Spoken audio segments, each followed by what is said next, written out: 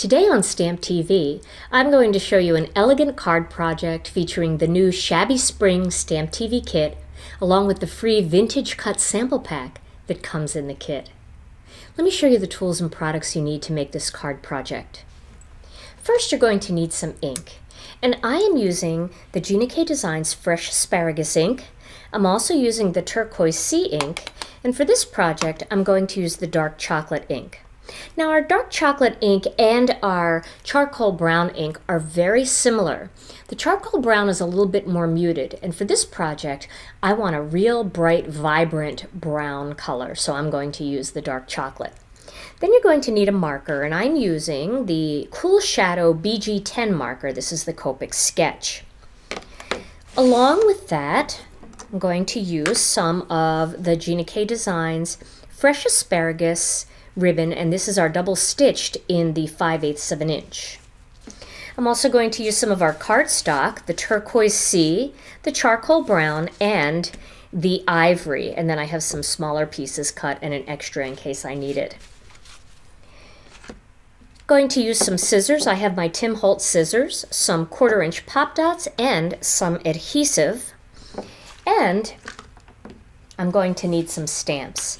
The stamps that I'm using come from both sets that are in the new Shabby Spring kit. I'm going to be using this small flower along with these 2 leaf patterns. And then from the Warm Spring Wishes stamp set, I'm going to use the oval border, this little sprig of leaves, both butterflies, and the greeting, "Your wings already exist, all you have to do is fly."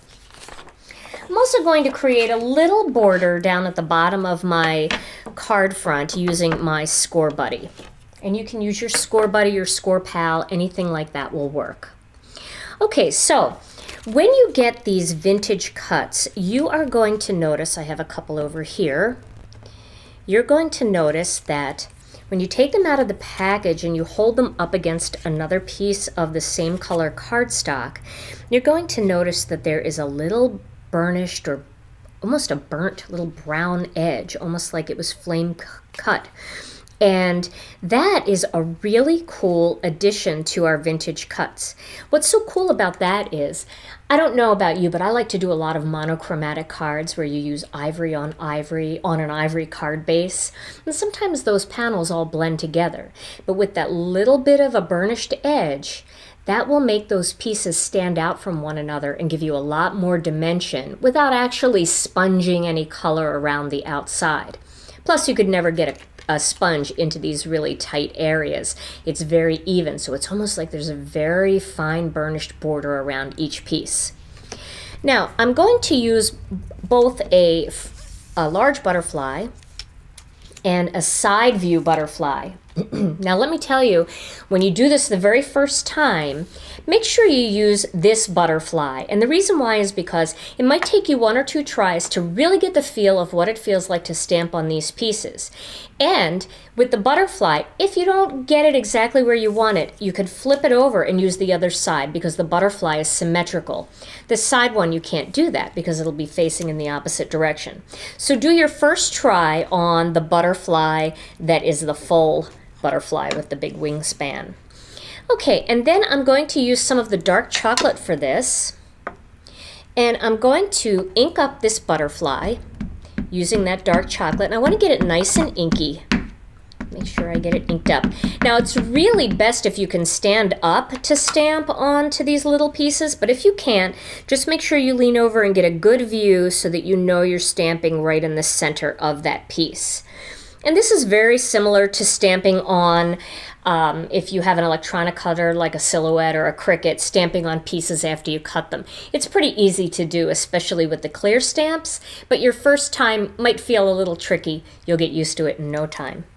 So there is my front-facing butterfly. Now I'm going to do the side-facing one. So I'll get that all inky. And sorry if that sounds like I'm banging on my ink pad really hard. I have a directional microphone right here that picks up those noises really loud. I'm really not abusing my ink pad. All right, and we're going to stamp this one right there. And now we have our 2 butterflies. See how easy that is? They just come right out of the package. You stamp them in whatever color you want, and you've got beautiful cut pieces. I really love these. Okay, so now I'm also going to do something with this particular piece. I'm going to use this oval stamp, and I'm going to stamp the oval in the center of this piece.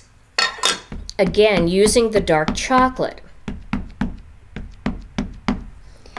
All right, now this one, I want to make sure I get it right in the right spot. So I'll stamp that. There we go. So now I have my border stamped, and my last piece that I'm going to stamp is on this piece of ivory. I'm going to stamp the greeting. Now you can see that I didn't hit that right in the center.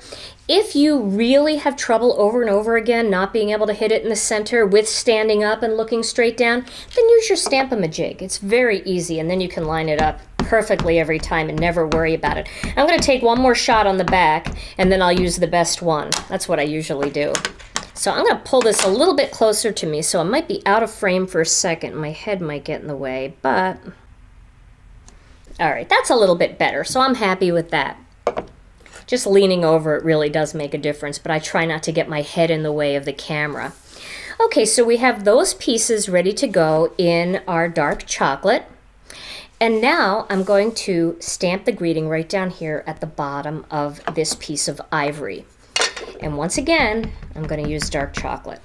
And you can see the dark chocolate is very vibrant. I'm going to show you the difference between dark chocolate and the charcoal brown. So let me just stamp this greeting right down here. Okay. Your wings already exist. All you have to do is fly. I just love that. What a great graduation card or any kind of card of encouragement. Now here's the dark chocolate butterfly, and I want to show you the charcoal brown one. See how it's a little bit more subtle, it's more subdued? Well, for this particular project, I really want that dark vibrancy, so I'm using the dark chocolate. Okay, so now my next step is going to be to mount this piece onto this piece of charcoal brown cardstock. So I'm going to add that on there. And there's the one I didn't like.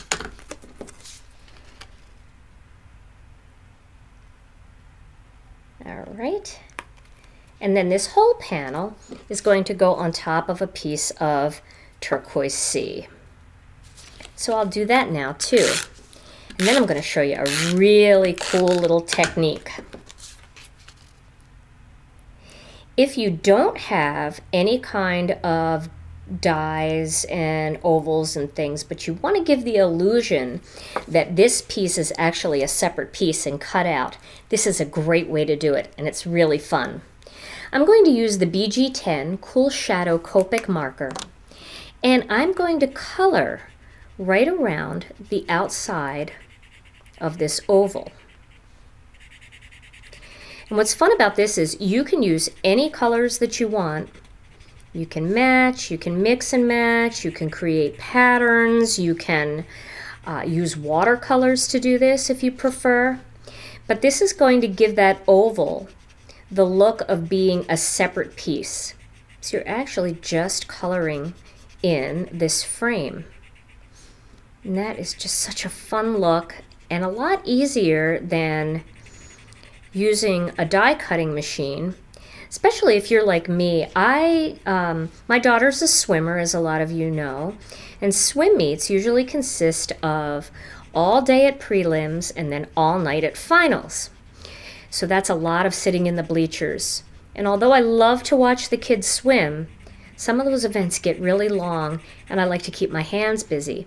So I always like to take something to do.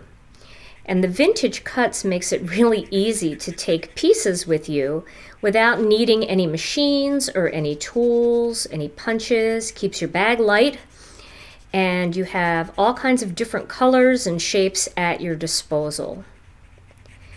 And you're going to see next week when we launch our entire line, well, our first release of our line, some of the cool stuff that we have coming. You're gonna love it.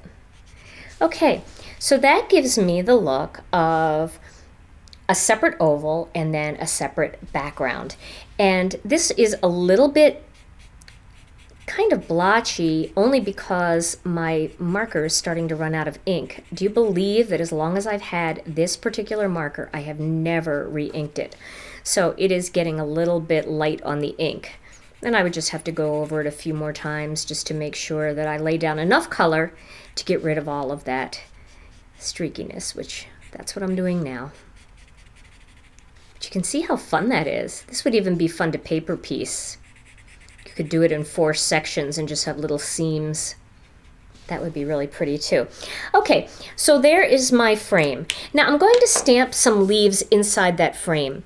I'm going to use the smaller sprig here, and I have a little extra piece of ivory paper here that I'm not using, so I'll make that my scrap piece. The first thing I'm going to do is ink it up with the fresh asparagus, and then I'm going to stamp it kind of in the middle like that. Then, I got some ink on me there, then I'm going to stamp it off once on an extra piece of paper and then stamp it again so I get a lighter look. Isn't that pretty? Very simple to do, and it almost gives you 2 colors of ink. Once again, stamp it off once and do one more lighter one there. So there is my little sprigs, and that's going to end up being my focal image with my butterflies. So I'm going to put those aside, and then I'm going to go back to this panel again. Now with this panel, I'm going to create a little border right along the edge here. I'm going to use that 1-inch mark, so I'm going to flip it over and score that at 1 inch. And you know that I like to do about 3 or 4 score lines to really make it nice and deep. And you can see that that's created a nice deep score line, a pretty little border there. And if you want to, you can also put one at the bottom. Let's see here how that would look. Yeah, you could put one at the bottom using the bottom line. You might want to make sure that you have it spaced appropriately for that. I wasn't planning to do that, so I'm not going to do it just in case it runs over my word there. Now my next step is going to be to stamp some flowers. And I'm going to stamp these flowers using the Turquoise Sea. So let me grab that ink. And I'm going to randomly stamp these all over the front, kind of creating my own background paper. Of course, we have beautiful background papers in this kit, so if you would prefer to use a background paper from the kit, I can totally understand that. But this is just such a fun stamp and makes such a fun, whimsical background that I thought I would throw it in there for this project. Plus, it coordinates my colors really well. And I always like to stamp off a little bit, like that. Okay, maybe, that's good. Okay, now I'm going to peel off this little leaf stamp, and I'm going to work with the larger sprig of leaves. And again, go back to my fresh asparagus ink, and I'm going to randomly stamp some of these sprigs of leaves throughout this background paper that I'm making. This is such a pretty stamp set. Oh, I just adore it. So much fun. And don't worry about that, because we're going to cover that up with some ribbon. There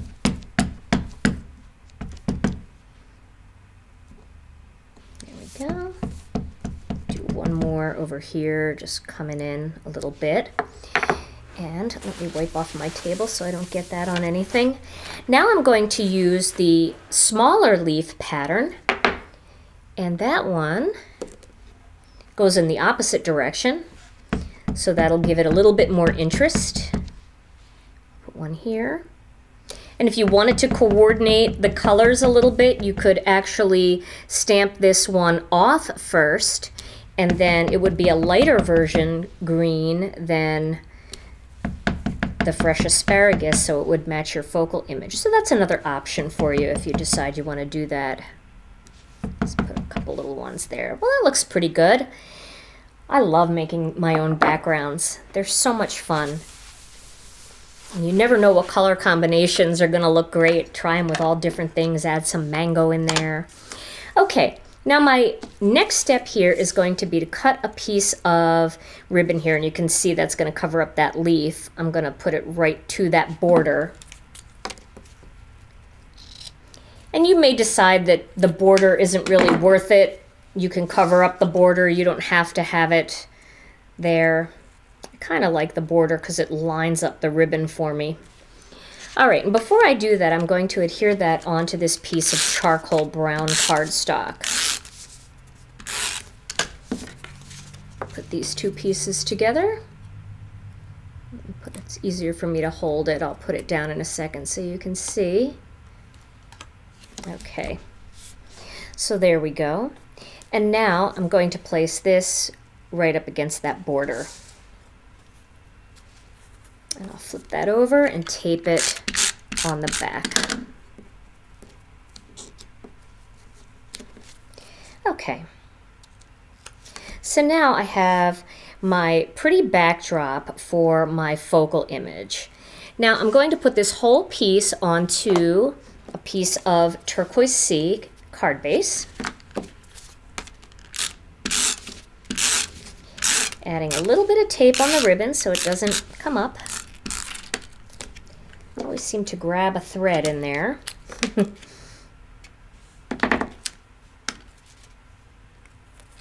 And I will apply this panel, I guess I need to put it in the right direction, onto my card base. So there is the beginnings of my card. Now I'm going to add this panel on top, and I'll do that just with some of my adhesive.